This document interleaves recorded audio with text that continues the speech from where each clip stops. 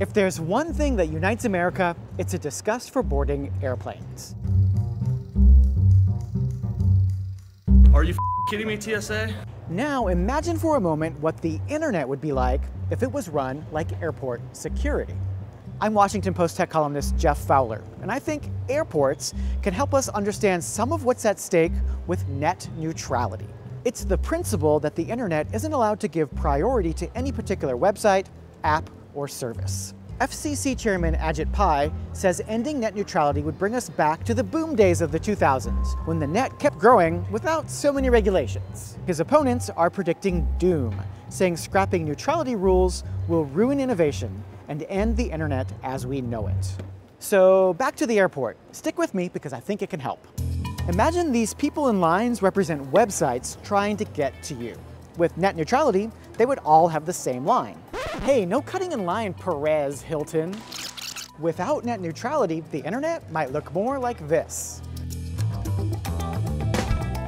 There's the regular line, and then there's the priority line for pilots and people who pay extra. Then there's that TSA pre-check line, and also a clear line, and then even another hidden super fast line for celebrities. Forget pre, I want the Kardashian line. Navigating the lines doesn't always feel fair, and it can sometimes result in a Lord of the Flies type situation. Without neutrality rules, internet providers would be free to set up different lines, slowing down certain sites unless they pay extra. Hey you Netflix, pay up or it's the spinning pinwheel line for you. AT&T, which is trying to buy Time Warner, might want to give priority to HBO. It might be particularly hard for startups that can't afford the fast lane. They might not ever take off. Internet providers could even make their own arbitrary do not fly lists to block certain sites.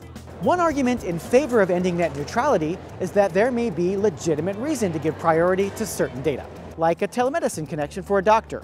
At the airport, I'm glad pilots get to use a special line.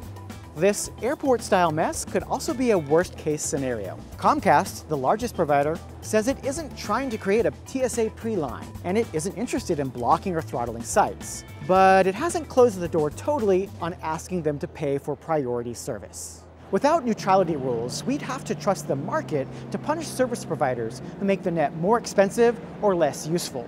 That could be trouble for people who live in areas with few options for internet service. You don't have a ton of choice what airport you use, and if your one internet provider slows Netflix, you might also just be stuck.